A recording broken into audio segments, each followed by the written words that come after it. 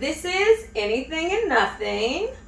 Our drink this week is a Tequila Sunrise. I'm going to show you how to make it. This is actually my first time making it, so hopefully it works out.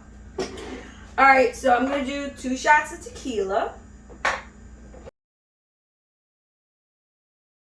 Alright, and then you're supposed to like top it off with orange juice. I think that's a bit aggressive, but I'll halfway top it off.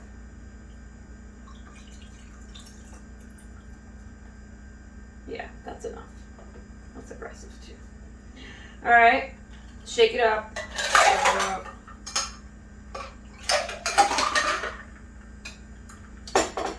And then you add grenadine.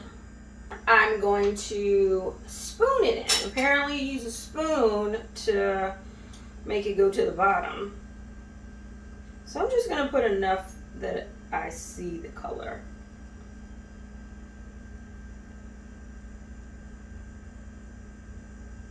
Ooh. Alright. Alright, and then I'm just going to add a little wheel and a cherry.